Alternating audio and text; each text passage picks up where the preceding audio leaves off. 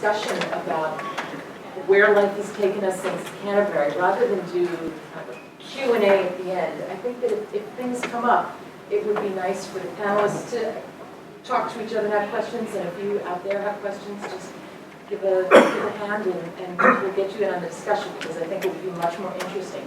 Since I started working with the Society of Alumni, I have been blown away by learning about our alums and the fields that they have gone into, the experiences that they've had professionally and personally, and it's become very exciting. And so to be part of this eclectic and esteemed group, I think will be very interesting. And I think if we just go down the line and everybody say who you are, what class you're in, and kind of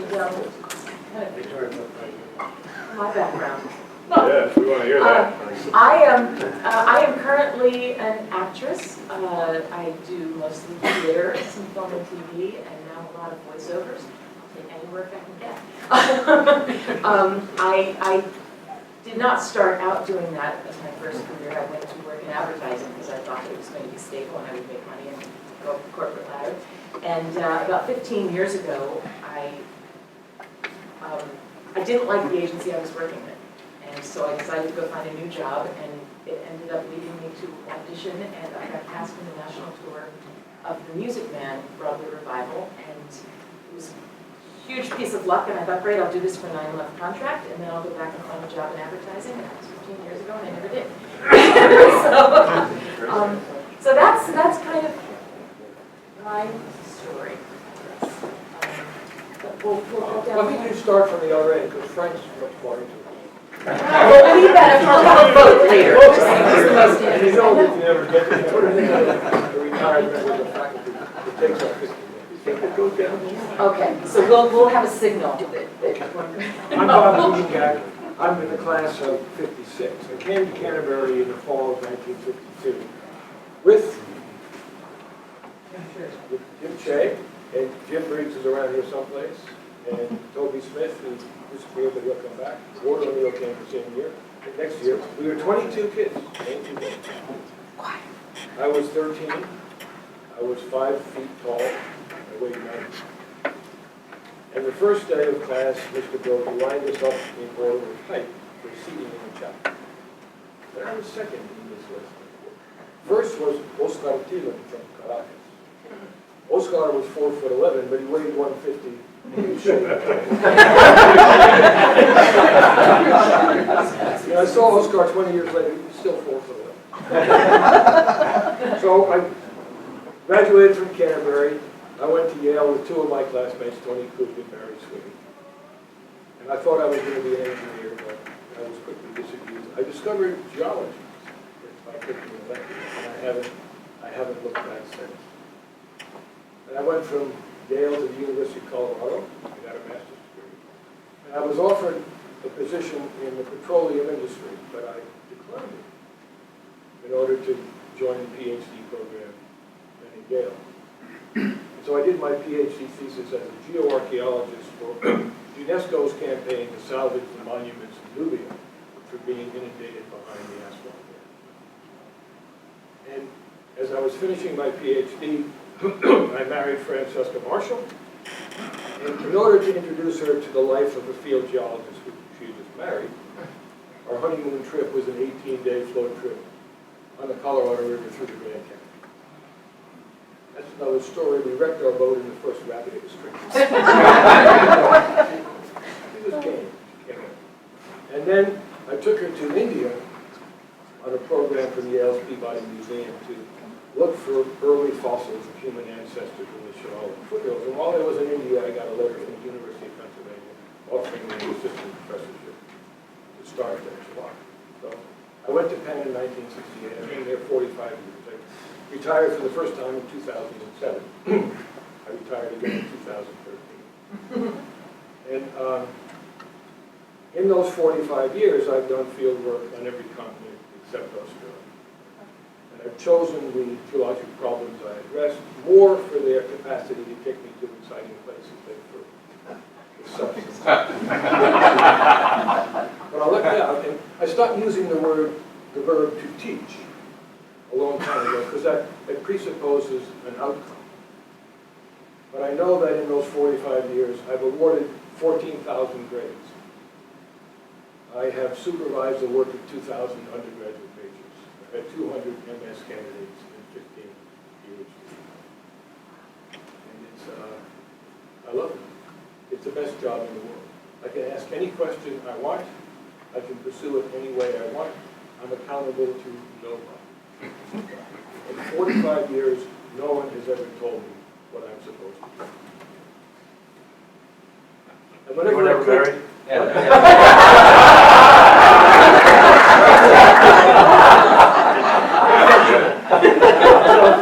I've taken my kids, my family, every opportunity I had. My oldest son took his first step in the courtyard of our little home, high up in the Andes of Venezuela at 10,000 feet. My second son took his first step in the soft sand in front of our tent in the bottom of the Grand Canyon. My daughter took her first step somewhere deep in the slums of Seoul. So it's been a great trajectory. I love every minute of it, and I'll shut up.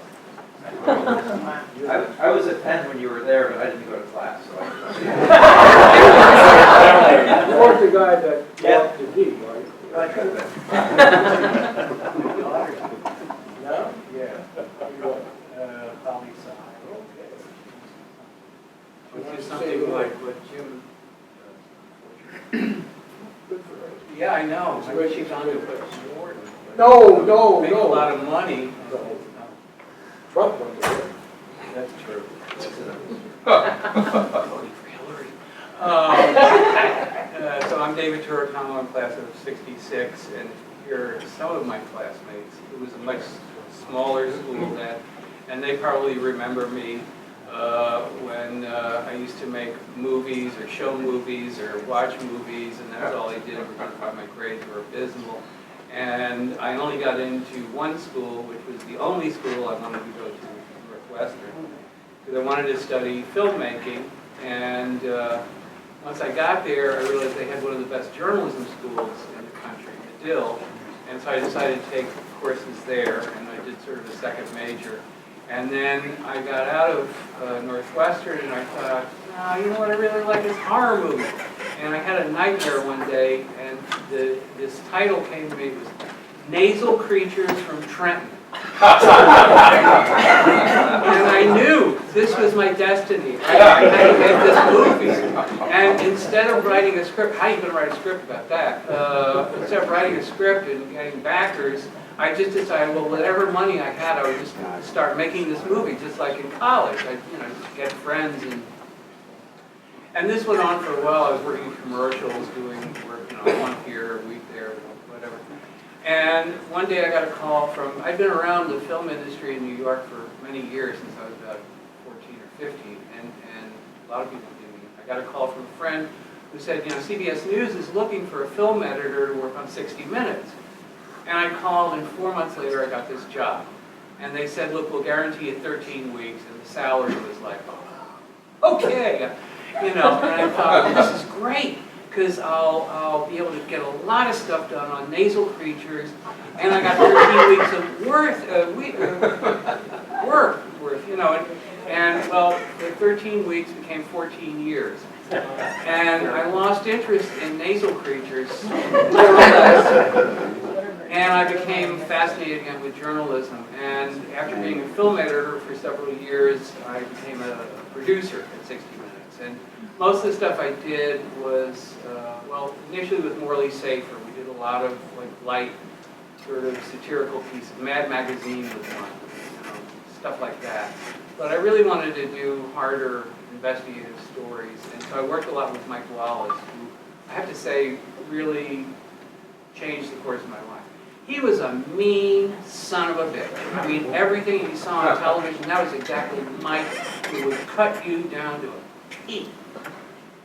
And I adored him, because he also really showed me a path in life and took me under his wing at a time when I was really falling apart. And so he and Jim Breen, who was here, are two of the people who I think really I credit him. where I am. Anyway, after 14 years, I left 60 Minutes, and I did what I always wanted to do, which is travel around Africa. And by then they had, that's my phone. I didn't even know how to answer the damn phone. They came out with equipment like this small, and I was able to travel around Africa for a couple of years, back and forth, and shoot stuff. And I always wanted to shoot, like I went to Timbuktu, and I thought this was a fascinating story. And I'd come back to New York and show it to people, and they said, yeah, that is fascinating. We don't want it, but it's really interesting. And so finally I got it, They want to see war and famine and, the usual stuff. So I went to Angola, which was, restarting a 30-year-old civil war. And Jim will tell you more about what it's like to see this kind of world. But I shot this, and I came back, and I showed it to a friend of mine at Nightline. He and Koppel were very interested in doing these kind of one-person, personal video journals. And they sent me to Haiti and Iran. I did stories about the firearms industry. I worked for Nightline for about 8 years this way, with a camera. I'd go out, I was the reporter, the producer, the guy on camera. I did basically everything, and it was a lot of fun. And it kind of, nobody really told me what to do, but they sort of nudged me. And then ABC in 2000 cut their freelance budget, just no more freelancers. And I had just bought an apartment in Paris because I thought, this will be great, I'll be based in Paris, I can do a lot more work in Europe. And suddenly I had no job and a mortgage. And by this time I had a daughter and a wife. And again, I called a friend of mine who was the executive producer of Sunday Morning.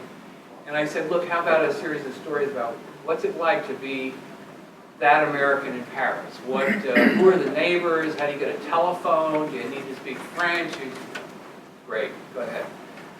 That was 13 years ago, and I'm still doing these stories much the same way with the camera, and I just go out. My French is a little bit worse.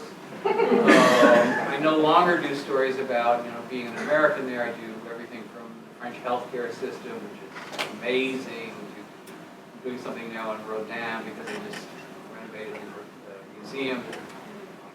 But as I get slower, I realize it's now come time to really come to grips with life, and I realize what I would really like to do is finish Nasal Creatures. Don't laugh because I will. And I probably ask the same people who were in the Song of Roland in 1964. Some of them are sitting right here. Howard Chunker was a teacher then. He organized everybody making this 8mm film, the Song of Roland, about Charlemagne. If I could find it, I'd show it. But anyway, that's my ambition.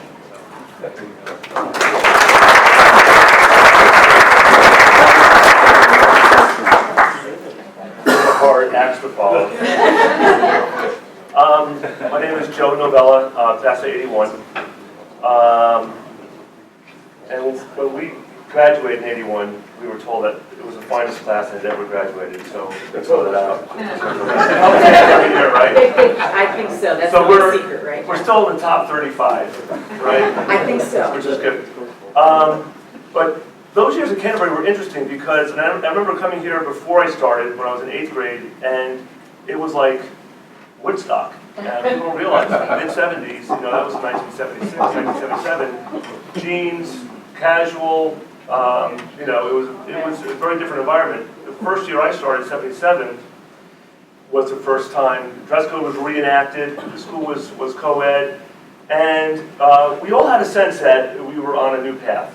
It was a very strong sense. And so you have to go from 77 to 81, which is really bridging the 60s, because the 70s really were the 60s, and into the Reagan 80s. And we bridged that. And when we graduated, we had a very strong sense of mission, and we felt like the world could be ours. And I think really that's what prep school does. It's not the academic education as much as it gives you the sense that you could take on the world. And a lot of us did. I think that really, I certainly had that sense. I knew that I could just basically attack whatever I wanted to do. I went to Fairfield University, BA in economics and art history. The 80s, you know, there was a focus on making money, and I evolved so much from that time, from over the last 30 years, and I think that's really what my journey is almost about, because I was very focused on success, and my definition of success, I think, was off, you know, because I thought success was a big house, a nice car, a beautiful wife, you know, and I achieved all that, you know, and I almost felt like it was sort of my destiny to do that. It was like, you know, like playing t-ball as somebody who was privileged to come here and who was lucky to have a great family and you know, a successful father and a wonderful mother and just to be healthy, to be able to take on life.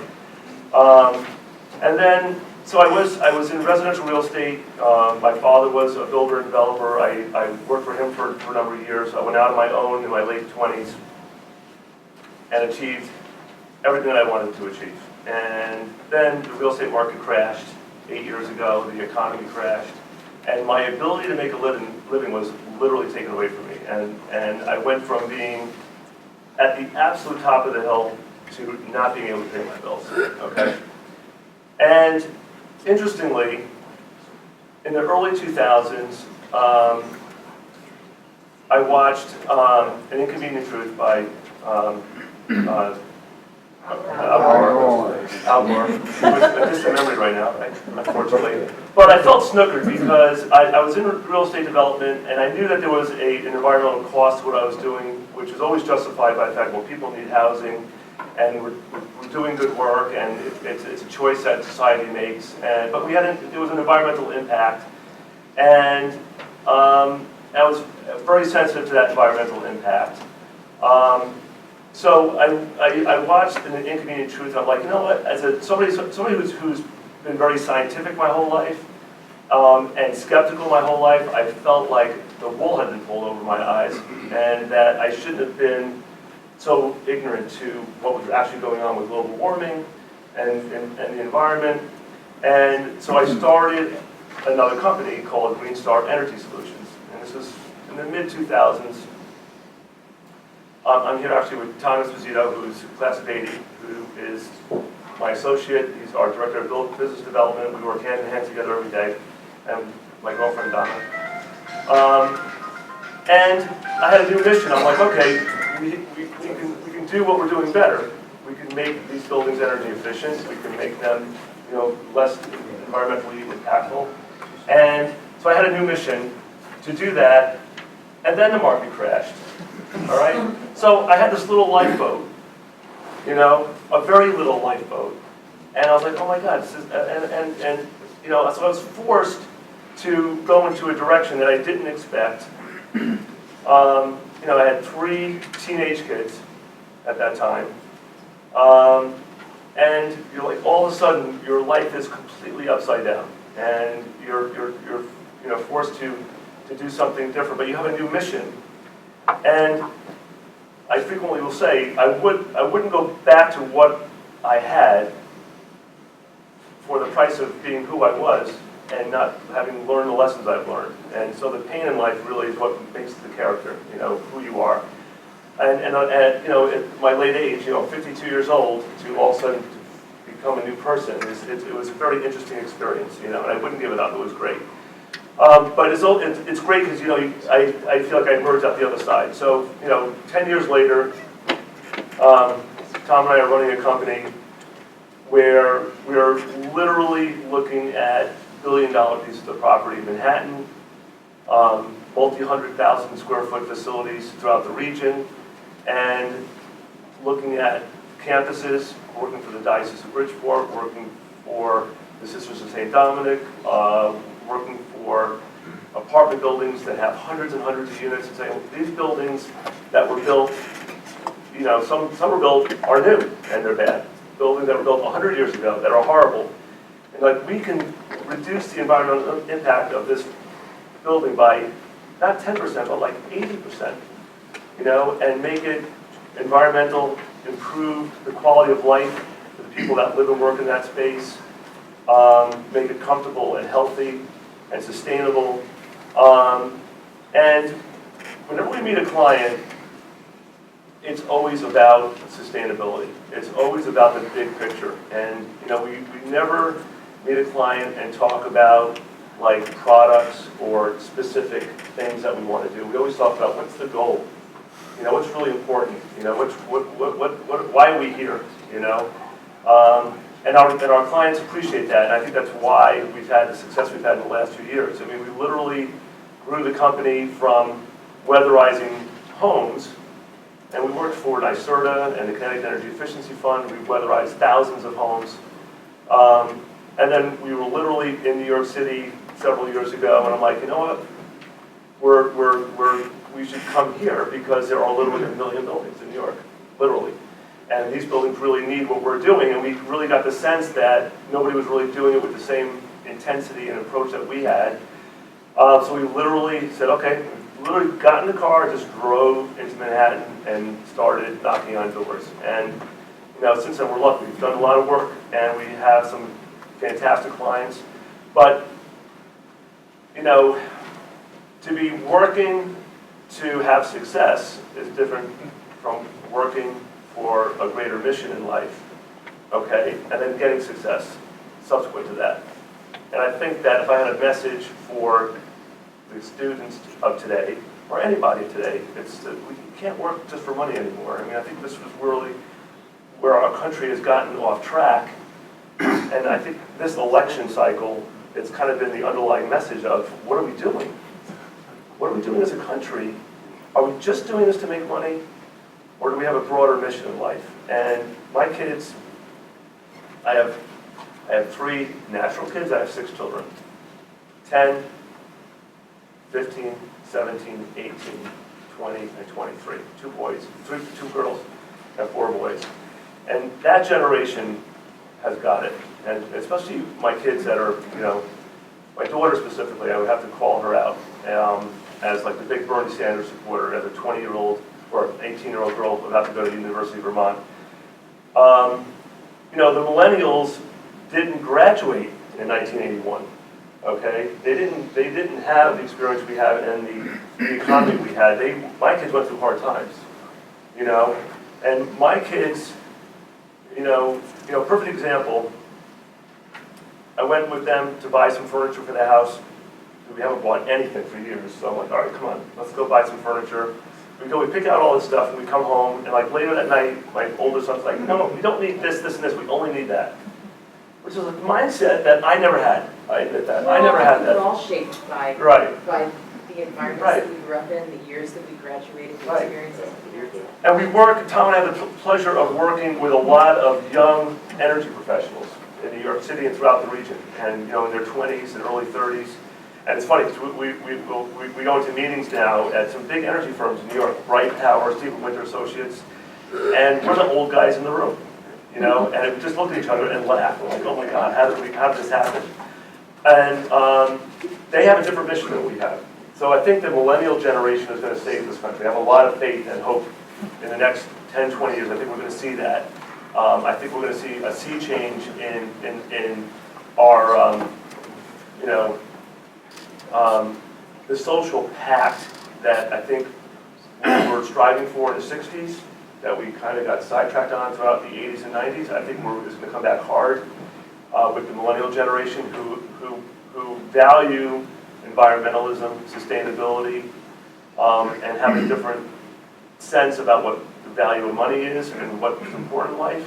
And I'm proud of the fact that, if anything, our generation created that generation. Because I think that generation is going to be a fantastic, great generation. And I think, you know, I've been blessed with the ability to bounce back and redefine my life and my priorities, and to share with everybody today, and to share with my friends and Donna, my girlfriend. You know, so that's it. I mean, that's really my story. I mean, I think it's interesting. I think it's exciting when you can do something that jives with your passion. Yeah. You clearly have done work that, to do what you're doing, you must feel passionate about it, I think. Yes, I That's did. maybe an understatement. I mean, it's now for something completely different. That was very positive, and I thank you, all of you, for your comments. And my story starts quite a bit earlier than that. Here in Canterbury with several of my friends who are here today, and I was lucky enough to go to Williams with one other classmate, and as Jim Briggs said to me earlier today, you managed to graduate, but nobody knows how. It's true, but I was at the bottom of my class. However, I was in pretty tough competition, and I didn't really apply myself as much as I could have or should have. But anyway, I ended up, this was a different time, and I was pretty fed up with what was going on when I graduated in 1970 from Williams. I was in the first lottery, as all of my classmates were, and it seemed pretty surreal what was going on. Anyway, long story short, I was lucky enough to go to Australia through a program run by the Australian government. I stayed there 2 years, met a whole different group of people who had a different perspective on life than I did. Many of whom had been traveling in Asia, which opened up all kinds of ideas in my brain, and just a different perspective on life that I had been born and brought up with in Canterbury and Williams on the east coast of the United States. I came back to the States through Central America. I went to all the countries in Central America because I inherited, without knowing it, a real travel bug. I really wanted to see as much of the world as I could. And so I began a 10-year, 8-year journey of literally doing any job I could to save up money to go traveling. And I stayed in the States for a while. The longest trip I did, I flew to London and took a bus to Delhi, 28 days. And I went from Delhi through Southeast Asia to Darwin, Australia, and the whole trip took a year and a half. Wait, was it one bus? It was one bus from London to Delhi. One bus from London to Delhi that took 28 days. It was called Magic Bus. No accommodation, no food, no nothing, only transport, and it cost $100. 40 pounds sterling. So they dropped us off. They dropped us off in Delhi. Sorry. So do people get off and on this bus, or were you kind No. of started at? Once you get on, you About 30 of us got on, and the bus would stop in Istanbul, and the driver would say, "All right, this is Thursday. We're leaving Saturday morning at 9 o'clock. You better be here, and you're free. Go and stay in the Hilton Hotel if you want, or you can go find a cheap room." Or so anyway, that's another story. So then I'm back in Australia now, another 2 years, living in the northern part of the country and doing all kinds of different jobs. I taught school. I worked for a TV company. I worked doing construction, but still with no direction, still running away from this vague, America's too weird, I don't want to live in America, And I bummed around the South Pacific after those 2 years in Australia, and came back home and realized I was 30, and I hadn't really done anything constructive at all.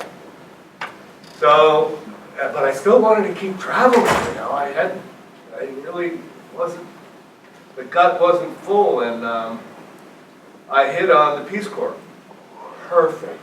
Because I really wanted somehow, I don't know how, to give back something. I knew I was, compared to what I had seen in the countries that I had been up till now, a very privileged young boy. And I, maybe without knowing it, wanted to give back something, and I thought, perfect, Peace Corps, I can go and do something good and constructive and keep traveling. Which I did. I went as a Peace Corps volunteer in West Africa, and before any of the trouble in Sierra Leone and Liberia, had a wonderful time, and saw an opportunity for a career, which CARE was the result of, but Peace Corps was the introduction to. I saw the good work that many NGOs and many UN agencies do. Not all. There's a lot of waste. I'll be really happy to talk to anybody about that whole situation, which is, my direct knowledge of it is outdated, but I do have some opinions and ideas. So from there, I graduated from Peace Corps, did a master's up in Brattleboro, Vermont, at a wonderful institute called the Experiment in International Living. At the suggestion of my Peace Corps director, he said, if you're serious about this, get a master's. You've already got the Peace Corps under your belt. With a master's, CARE will gobble you up. And they did, and subsequently I spent 25 years in Africa, unfortunately in many, many of the war zones. As I've told a few of you already, when I started with CARE in 1982, and this is true for most NGOs of the time, the budget was divided roughly 75% in development projects, whether they be irrigation or agriculture or health or sanitation or whatever, over a long periods of time, and 25% to emergency projects where there were refugees or people suffering from a flood or an earthquake or whatever. 12 years later, let's say by mid-90, the mid-95 approximately, the budgets were reversed. It was 75% of the budgets were going towards emergency, these are rough numbers, were going towards emergency programs, mostly feeding people who were refugees or internally displaced people from mostly man-made disasters, and 25% to long-term development projects, which was quite sad. But I ended up in many, many refugee camps in most of the worst countries that you can think of.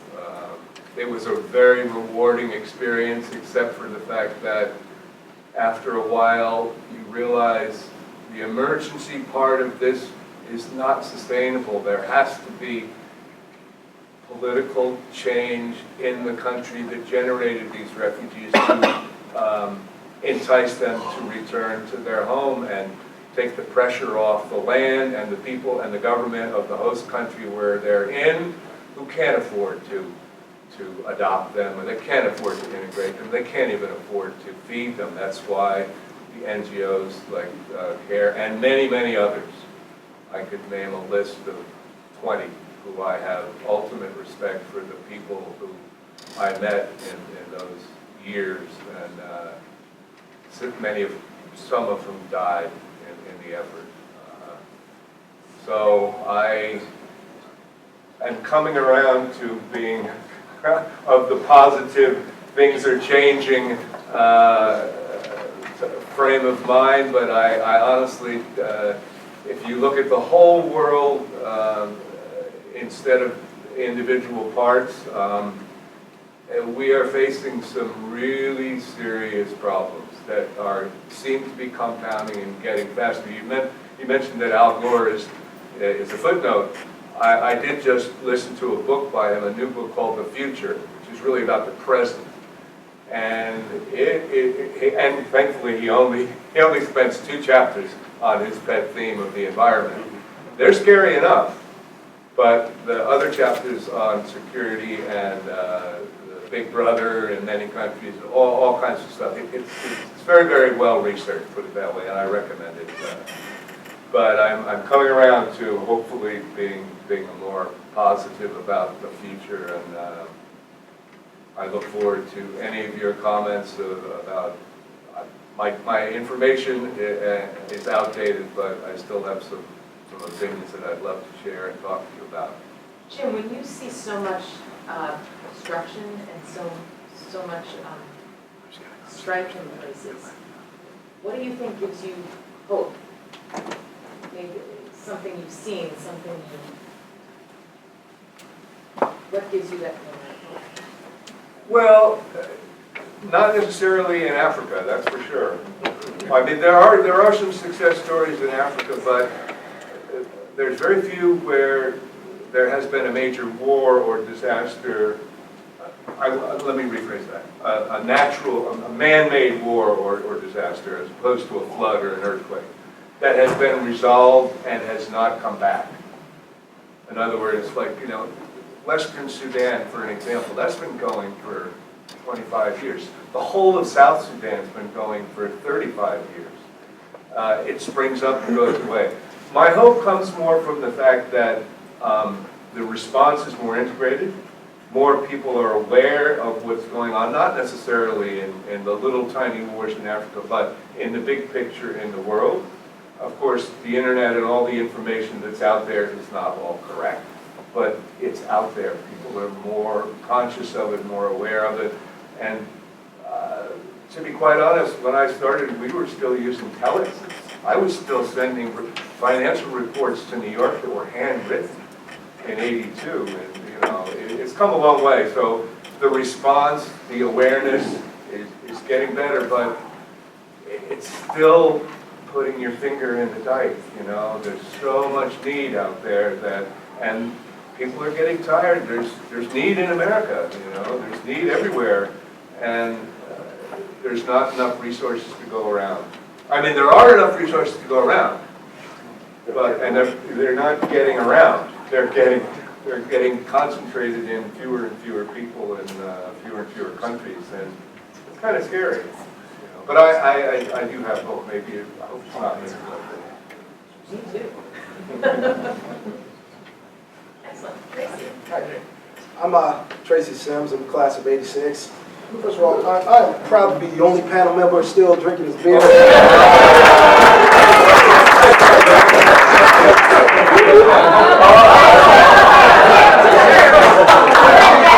That's like all cowboy fans. Yeah, but I came here in 1982, and the thing to remember about 1982, at least the thing that stands out to me about 1982, was that was the burgeoning of MTV. And so we began with MTV starting, and I think we graduated with the tragedy of the Challenger exploding. So those were sort of juxtaposing what happened during the time I was here at Canterbury. And I left here and went to the University of Notre Dame. I spent 4 years in Indiana. My apologies to anyone who either is from Indiana or lives in Indiana, but I want to get out of Indiana. I hear you. I love Notre Dame, and it is one of my favorite experiences of life. We won a national championship when I was there. I ran track at the University of Notre Dame, but I did want to leave, and I came back here in 1990 and started working for the Department of Correction in New York City. You know anything about the Department of Correction, going to prison every day is not fun. You do not want to go to prison every day, so here I was, a young 22-year-old guy working in inmate recidivism, doing math and teaching about statistics, and everybody I worked with was either a drug addict or an ex-drug addict, and all they would call me was college. Hey, college, you don't know this, college, college. So I was like, well, if I'm going to college, I'm going to go ahead and leave and go somewhere else. And so I'm home, sleeping, and I wake up, and on the East Coast, when you're watching ESPN, the West Coast basketball games come on late at night. So I wake up, and I was like, hey, Pepperdine, that's cool. That place looks great. And by the way, I'm from the Bronx. So from the Bronx to Pepperdine, Malibu, California, so signed that ticket. And so I applied to law school and went to Pepperdine. And I got to Pepperdine Law School in 1992. 1992, there were the Rodney King riots in Los Angeles. And so the minute I got there, there are these riots just taking place. Like, whoa, okay, this is Was that you on interesting. TV? That was not on me on television. I was tucked away in the tone confines of Brentwood, which they didn't make it all the way to Brentwood. The riots were like centralized in another part of Los Angeles. Didn't make it to where I live. So that happened. And then I was in school one day, and the dean of Pepperdine Law School, before Ken Starr became the dean, the dean comes up and says, you know, there might be some fires on the ridges above Malibu Hills. You might want to go home. And by the time I got in my car and drove the 20 minutes it took me to get home, Malibu was on fire. So there was the fires of like 93, 94. Shortly behind the fires were the mudslides, so $1 million homes just sliding into the ocean. All right? And then 1995, there was a small freeway chase that took place that interrupted my Knicks losing to the Houston Rockets. And I get this phone call, and now at this point I've been in Los Angeles for about 3 years. I get this phone call from my mother. And my mother says, what the hell is happening? You have been there for 3 years, and every godforsaken thing that could happen has happened in Los Angeles. And you're from New York. And come back. But at the time, I started my career as a law clerk in the Los Angeles District Attorney's Office. And no, I did not participate in that very famous trial of 1995, but I was there. And I was watching it. And I saw these people. And I saw Marsha Clark smoking constantly because she was nervous. And I saw Chris Darden pacing up and down the hallways because he was not sure he belonged in that trial. And I saw Gil Garcetti, who had hired me, who was confident, but mistaken or misplaced confidence. And I watched this stuff. And I come from New York City, so I've seen lots of things happen. I've seen a lot of discord and a lot of unsettling things that have happened, and it's particularly in the neighborhood that I grew up in. And so people ask me, like, well, what would make you become a prosecutor? My wife is a defense attorney. She's like, why don't you defend? You come from the Bronx, defend the people from. I've seen the people from the Bronx do so much shady stuff that I know they're guilty. So when the question is asked of me, like, why be a prosecutor? The issue is, do you represent the person that hit the old lady in the head, or do you represent the old lady? And my personal leanings are always to the victim, rather than to the person that's allegedly accused of a crime and been put down by the society or this, that, or the other thing. So when I came to the district attorney's office in 1995, in the midst of all that turmoil, and watched us lose the OJ trial, and shortly behind that, watched us lose the Robert Blake trial, it stirs in you a desire to figure out, well, what went wrong? What did we do wrong? How did we go wrong? And so you start to figure out, well, did you have the wrong perspective? And it's a personal opinion. Like I said, I wasn't involved in that trial, but we had the wrong perspective. We initially just assumed because we had what we believed was the gravamen of the evidence, he was going to be guilty. Did not take a litmus test of society at that time.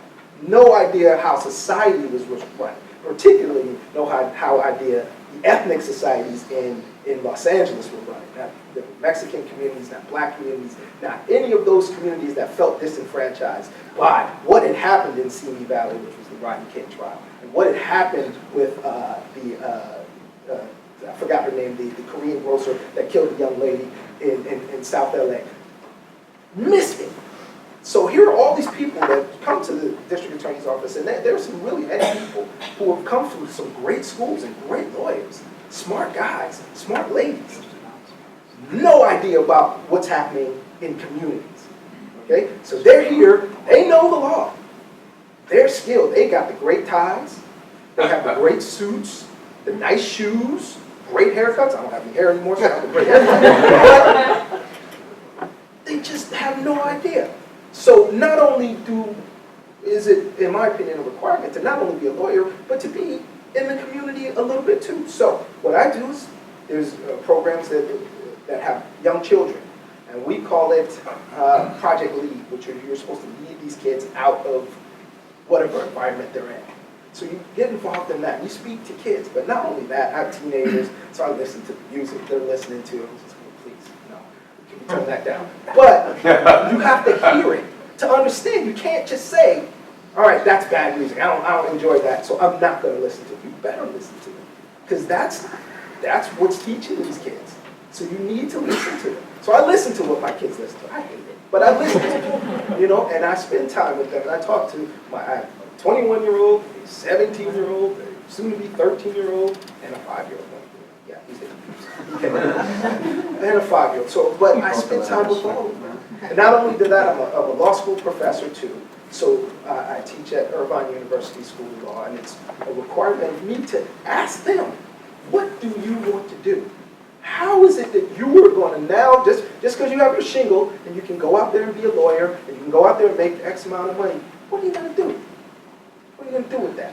How are you going to be better than the last group of people? Because it's not about the suit, it's not about the tie, it's not about the shoes, it's about how you affect whatever community you're supposed to be representing. Because that's what you're called. You're called a representative. When they come in, you're a representative for people in the state of California, or you're a representative for whomever you're representing. How are you going to represent? What are you going to do? So when I teach my students, that's what I do. Yo. Would you mind commenting on the shocking accounts of police brutality that we've witnessed in the last couple of years? It's a difficult thing to comment on, because as a layperson, you see it and you think, how can you still be engaging in that type of activity? Here we are, 2016. Did you not learn? Have you not seen how to deal with individuals? But also, and I'm sure you're going to speak to it. I'm going to avoid it. You don't know it. When you have to understand the community of police, and there's the paramilitary, there's a cowboy mentality to a lot of these guys, and there's a fear factor amongst them too. So the training, again, talking about it being indelible in your community, immersing yourself in your community, would eliminate some of that fear factor. But what we have are these guys, particularly in Los Angeles, they all live in these fantastic suburbs of Los Angeles. They live way out in Rancho Cucamonga or way out in Simi Valley, and then they commute into these cities. So they have no connection to these people. They come in and go to war. They come in and they're prepared.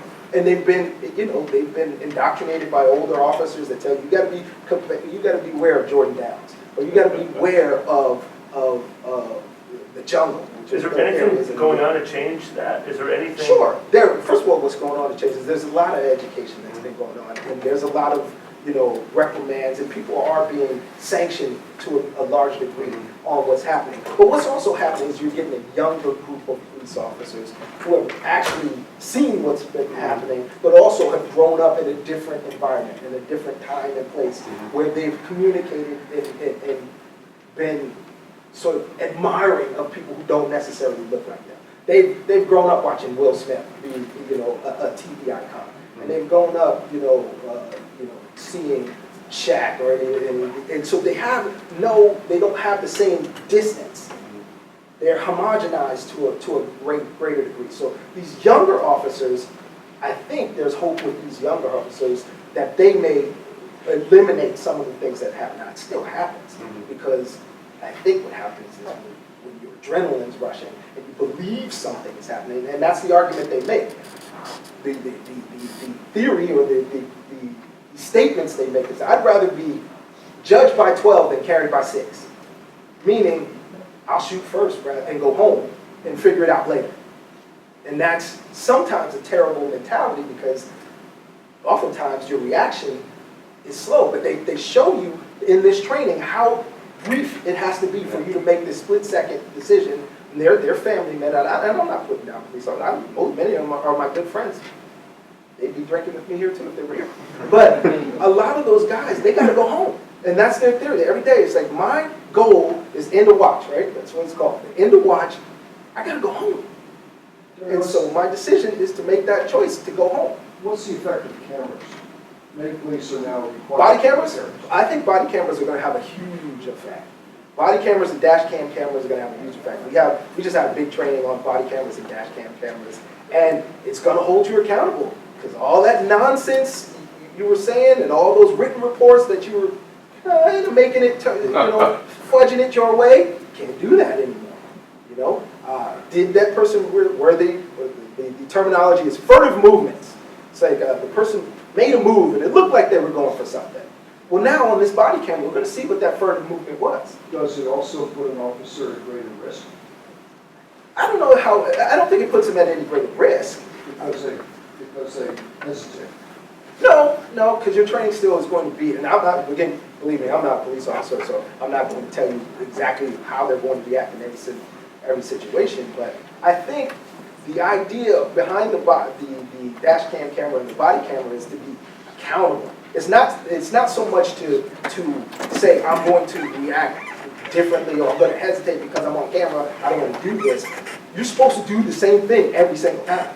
And so that body camera is there to protect you as much, because there are a lot of people who know this culture is that we're distrustful of police officers. So believe it or not, there are citizens that make up false stories too. So the body camera can protect the officer just as much. Go ahead. As a prosecutor who historically, I guess, relied upon the testimony of people in law enforcement to build your case, and it seems to be the trend only in the last couple of years is now you're actually prosecuting some of these folks. In what, have you seen any perceptible way in which the relationships between the officers and the prosecutor's office has changed? Yeah, that's changed a great deal. That has changed quite a bit. It used to be, when I first began my career, you could say, you could try the case, and at the end of the case, you could say, well, of course you can believe the police officer. Why would he lie? You cannot say that anymore. That's dead. You can't say that. But what you have now is this relationship between the officers of canon.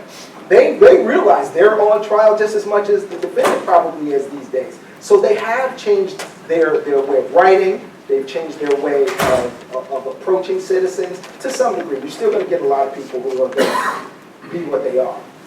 You're going to get bad eggs in every group. But you do see a significant change in the way they approach citizens, and you see it a lot in the way they write reports. Go ahead, Nicole. Okay. Hi, Nicole. Question. So yes, we're talking about the body cams and all that, and the cameras coming into play, which is a great thing. But my question is even with those cameras nowadays, it's showing officer brutality. It's showing that they were wrong, and they're still getting off. Yeah, So where is, like, how is that going to change? That is a societal issue.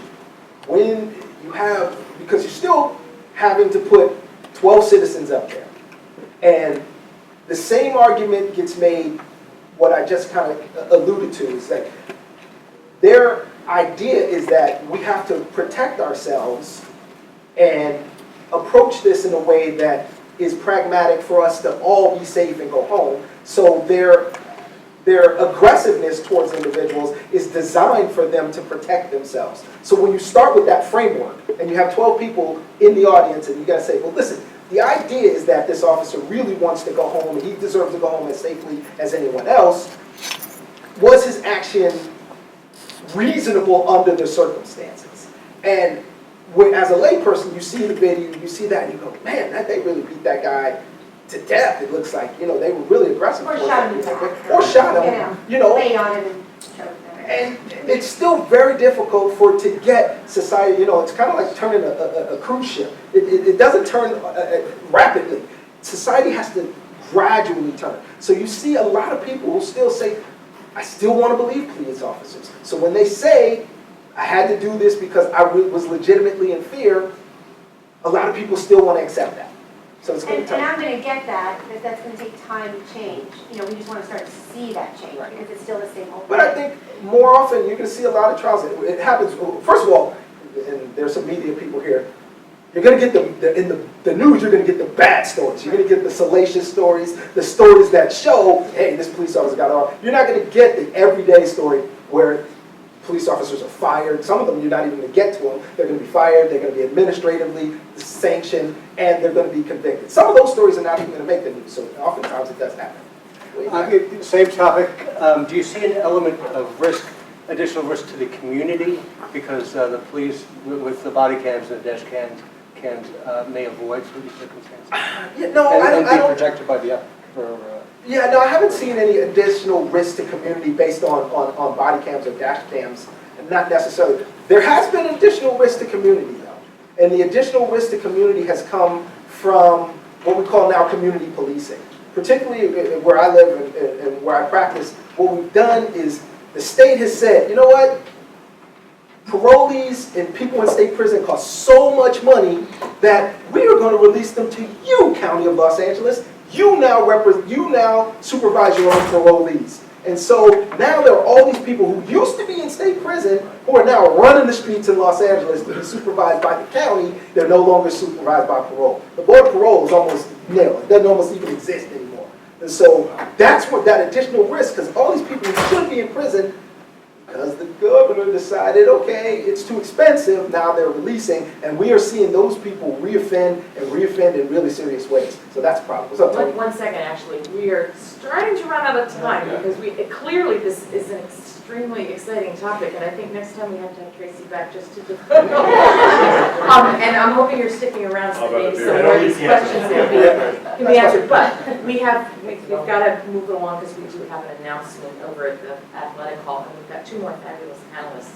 So if we could hold the questions till after, and then move on right now. Great. My name is Noli Pastore. Class of 1996. And before I go on, I know some of you are curious of what everybody's asking me what I did. So, your story?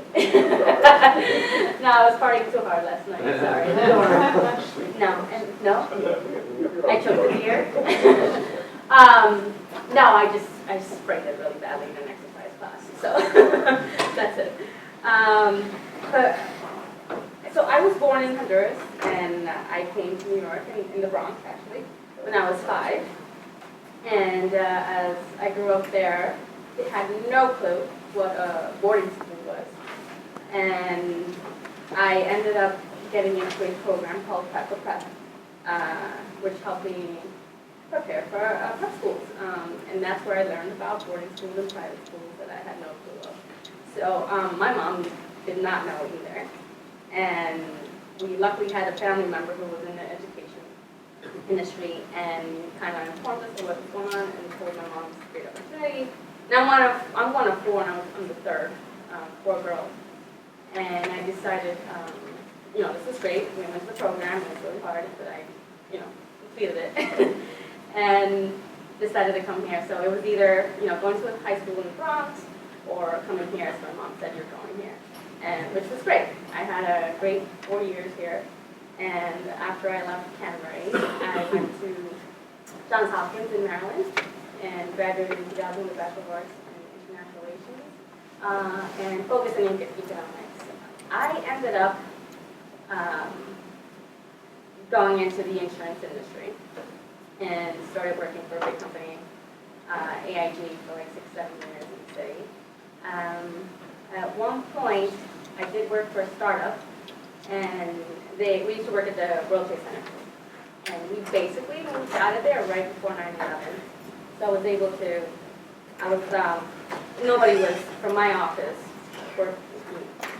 we were all safe. But yeah, we were down there for when that all happened. I still stayed in the city even after that. So I worked in the city about 10 years. And then when I got married, I stayed home with my kids. I have a 5-year-old and a 6-year-old. And decided I wanted to go back.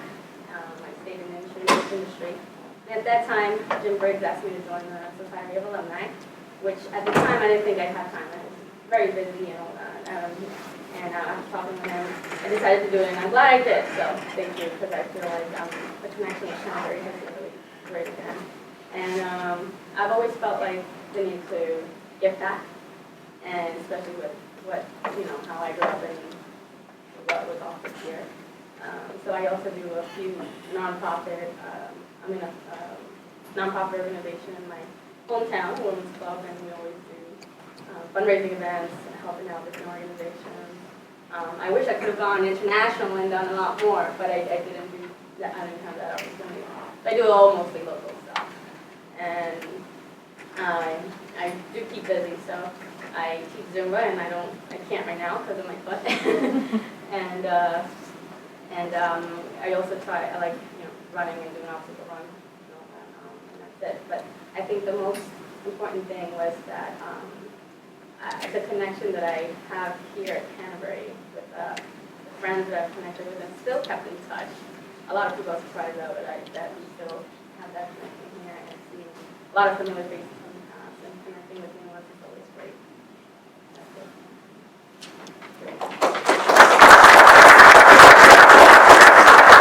But not least, Frank. I'm Frank Hickey, class of '71. I was always a writer, and Mr. Mandler here and others were liberating influences, along with Mr. Dalton and Mr. Francisco, God bless them. And after graduating from Canterbury, I went to Europe and North Africa and lived outdoors, either homeless or fresh air language studies, whichever you want to call it. And that way in Turkey, Sicily, Morocco, Germany, former Yugoslavia, France. And came back to the States and kept writing all through this time in notebooks with ballpoint pens. They were hard to get in some countries. Worked for 10 years as a private investigator, doing primarily murder defense investigations in Harlem, New Orleans, near South Bend, Indiana, and Rolling Prairie, Indiana. Midway west, to write about Indiana, leave it behind. And in San Francisco, continued back in New York City, and went to college finally after about 9 years. Was offered a job as a police officer investigator with the district attorney's office. Did that, and enjoyed that work very much. Joined the Savannah, Georgia Police Department. Worked down there for 4 years, made corporal, and moved to Asia, where I worked briefly as a private investigator in Thailand. Returned back to New York, back to the district attorney's office, and then joined the Los Angeles Police Department, where I worked in South Central and initiated the first foot patrol in the jungle, right, where they filmed Training Day with Denzel Washington. It was my own idea, and everybody thought I'd be dead by end of watch. That didn't happen, and continued in Los Angeles, talking to people, making connections, using approximately a dozen languages, either fluent or just taking it in South Central. Much more diverse than you would think. Many people from Somalia, many people from Ethiopia, Mongolia, Ivory Coast, Haiti, Korea, of course, and China. Enjoyed the work very much. Came back to New York City to take care of my father, rejoined the Manhattan District Attorney's Office, worked there for several years, accepted a job to go to Afghanistan and train our troops and police in community policing. Never got overseas. We don't have a war hero here in front of you. Did do it stateside, however, and came back to New York. For all this time, I kept writing, all the time. Many times in South Central Los Angeles and Savannah, Georgia, I told myself, if I ever get out of this, I'm going to write about it. If I get to see tomorrow's sunrise, I'm going to write about this.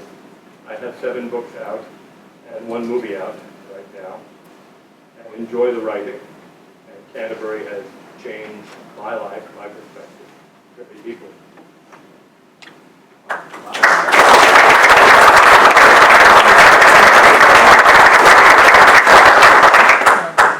Before we wrap up, I just have one question. That actually, in the Society of Alumni, when we've been talking to people and interviewing people, we always seem to ask this question. So I think it's appropriate to ask this group of people.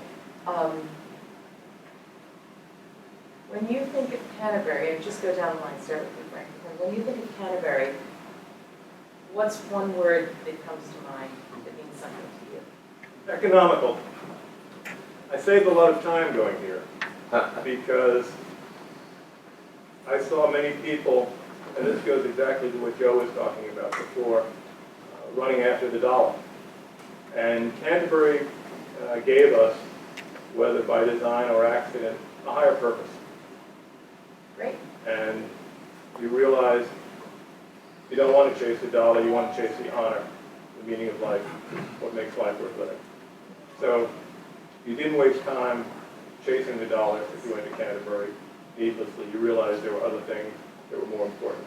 And you saved a lot of time when you look at the rest of the world. That's why I call it economical. No, I would say family. This was my second home, and I was what, 12, 22 years, so very young. And you know, out of my three sisters, I'm the only one that came here. So, and the connection is first. Tracy. I'd say prepared. And I say prepared because I remember being a freshman in college and taking my English class, and everything we read as a freshman, I read as a 10th grader here. I was like, I know all this stuff. This is good. So I felt like the educational preparation had me miles ahead when I got to college. Jim. I'll agree with family and prepared also. But I have to say, especially to the guys in my class, this was a different place in 1964. And there weren't so many beautiful buildings. It was still a community, that's for sure. And I learned a lot from it and I appreciate it. But there was another side of it. There were no girls here. And it was prison. If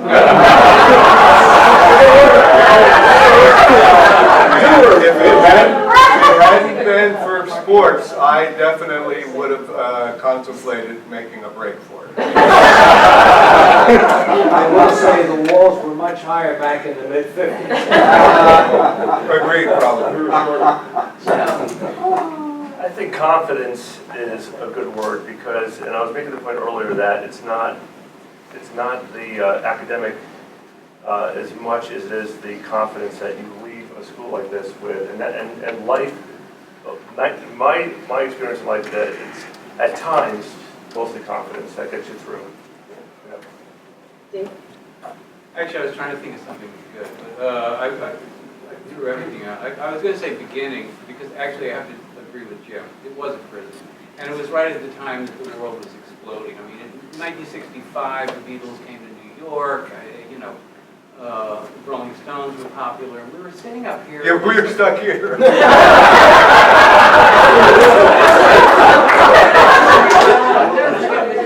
In one meeting said, "Now, boys, you don't even know how he was, but now, boys, you know these people. They're just making fun of you. It's all just a big joke, and they think you're stupid for following it. It's just, my father said the same thing to me. They're getting their messages straight from Moscow. They're writing Sergeant Pepper in Russia. Give it up now, man, because they got, anyway, so it was the beginning, because after Canterbury, I felt like I had something to go out and figure out, okay, what is this? Let's make sense of it. I have to tell you a very quick story, then I'll give you my word. That represents Canterbury. At the time when the school was contemplating whether or not they should ask girls, they called them girls, they sent out a questionnaire to 2 classes, and they picked our class, the class of 56, at random. And they sent us a detailed questionnaire. We had to answer all these questions and send it back. And the last question, and I'm not making this up. The last question said, do you think that enrollment of girls is consistent with Canterbury's Catholic values? And I was very proud of my answer. I said, in my experience, there are 2 kinds of Catholics, males and females.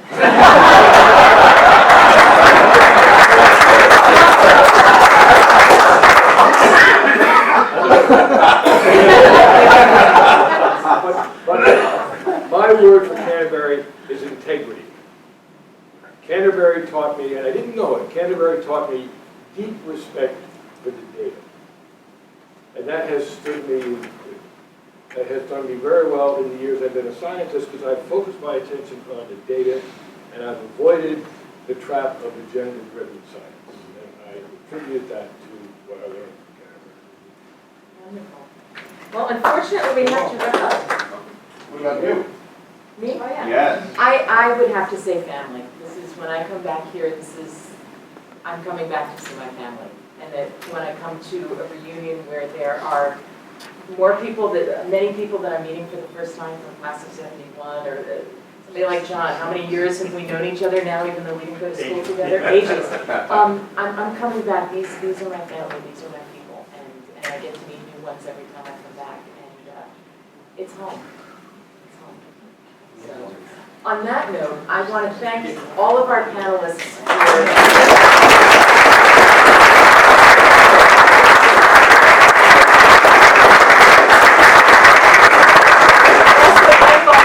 for coming to our new format of alumni panels and meetings and et cetera. And now it's time for any of those of you who are dying to know who are going to be inducted into the 2016 Hall of Fame over at the Athletic Center. That announcement is happening in about 3 minutes. It's going to be live streamed for people who are not here. And then, of course, there's, what are we doing this afternoon? Dodgeball or something in the...